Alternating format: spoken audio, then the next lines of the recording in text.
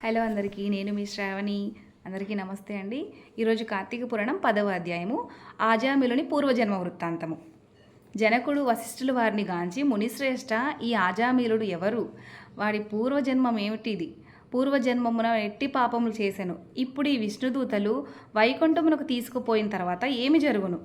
వివరించవలసిందిగా ప్రార్థించెను. అంత నా మునిశ్రేష్ఠుడు జనక మహారాజును గాంచి ఇట్లా పలికెను.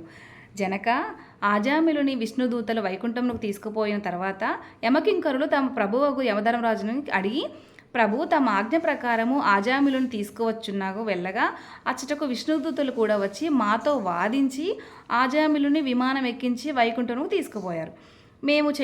మేము చెయ్యనది లేక చాలా విచారించుచూ ఇచ్చటకు వచ్చినాము అని భయకంపితులై విన్నపించిరి యమధర్మరాజుకి భటులు.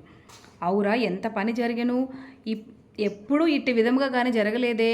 దీనికి బలమైన కారణం ఏదైనా ఉండి ఉండొచ్చు అని యముడు తన దివ్య దృష్టితో ఆజామిలుని పూర్వజన్మ వృత్తాంతము తెలుసుకొని, ఓహో, అది ఆ సంగతి.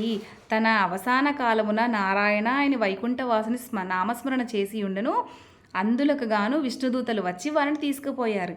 తెలియక కానీ తెలిసి కానీ మృత్యు సమయమున హరినామస్మరణ చేయువారు ఎంతమంది చేయుదురు అంతవారికి వైకుంఠ ప్రాప్తి తప్పక కలుగును. గనుక ఆజామిలునకు వైకుంఠ ప్రాప్తి కలుగును కదా అని అనుకొనెను. ఆజామిలుడు పూర్వజన్మలో మహారాష్ట్ర దేశమున ఒకానొక శివాలయంలో అర్చకుడుగా పనిచేశాను.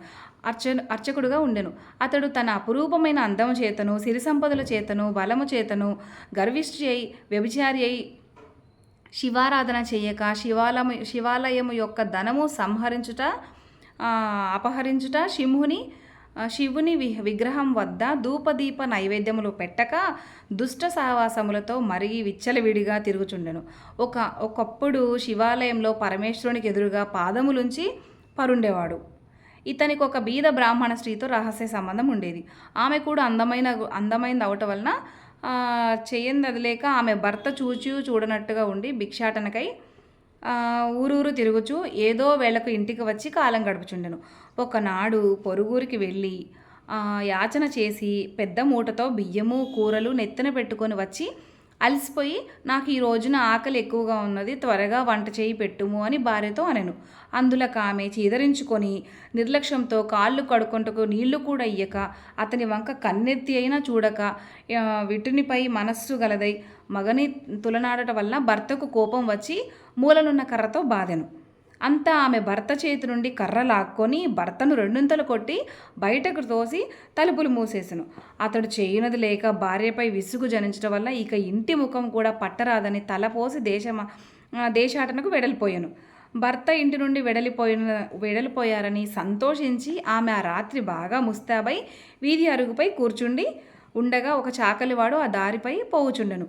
అతనిని పిలిచి, ఓయి, నీవి రాత్రి నాతో రథక్రీడ నలుపుటకు రమ్మని కోరెను. అంత నా చాకలి తల్లి, నీవు బ్రాహ్మణ పడతివి, నేను నీచ కులస్తుడను, చాకలివాడిని, మీరు ఈ విధముగా పిలుచుట యుక్తము కాదు, నేనిట్ట పాపము పనిచేయలేను అని బుద్ధి చెప్పి వెడలిపోయాను.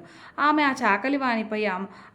ఆ చాకలివాని అమాయకత్వంలో నవ్వుకొని అచ్చటి నుండి బయలుదేరి ఆ గ్రామ శివార్చనం కడగకి తమ కామవాంఛ తీర్చమని పరిపరి విధములుగా బ్రతిమాలి శివార్చకుణ్ణి ఆ రాత్రంతయు అతనితో గడిపి ఉదయమున ఇంటికి వచ్చి, అయ్యా, నేనెంతటి పాపమును ఒడిగట్టితిని, అగ్నిసాక్షిగా పెండ్లాడిన భర్తను ఇంటి నుండి వెడలగొట్టి క్షణికమైన కామవాంఛన లోనై మహాపరాధం చేస్తుందని పశ్చాత్తాపడింది. ఒక కూలివాణిని పిలిపించి కొంత ధనం ఇచ్చి తన భర్తను వెదికి తీసుకురావాల్సినదిగా పంపెను. కొన్ని దినములు గడిచిన తర్వాత భర్త ఇంటికి రాగా పాదములపై పడి తన తప్పొప్పులను క్షమించమని ప్రార్థించెను. అప్పటి నుండి ఆమె మంచి నడకను అవలంబించి భర్త అనురాగమునకు పాత్రులయ్యను. కొంతకాలంనకు శివార్చమునకు నేదియో వ్యాధి సంక్రమించి శివార్చకునికి ఒక వ్యాధి సంక్రమించి దినదినము క్షీణించుచూ మరణించెను. అతడు రౌరవాది నరక కూపముల నుండి నానా బాధలు పొంది మరల నరజన్మ మెత్తి సత్యవ్రతుడను బ్రాహ్మణోత్తమునకు కుమారుడై కార్తీక మాసమున నదీ స్నానము చేసి దేవతా దర్శనం చేసి ఉండటం వలన నేడు జన్మములు పాపములు నశించట చేత ఆజామిలుడై పుట్టెను. ఇప్పటికీ తన అవసాన కాలమున నారాయణాన్ని శ్రీహరి స్మరించటం వలన వైకుంఠమునకు పోయెను. బ్రాహ్మణుడు భార్యయగు ఆ కామిని కూడా రోగస్తురాలై చనిపోయాను. అనేక యమయాతనలు అనుభవించి ఒక మాలవాణి ఇంట జన్మించెను.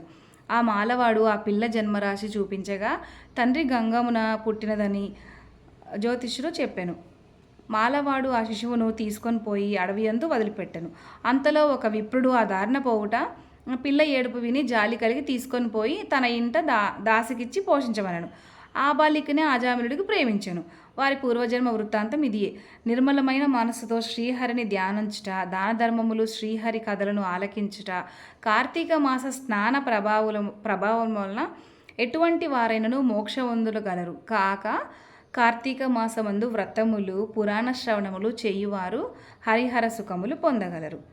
ఇట్లు స్కాంద పురాణ అంతర్గత వశిష్ఠ ప్రోక్త కార్తీక మహత్య మండలి దశమాధ్యము 10వ పారాయణము సమాప్తము. Thank you friends, thank you.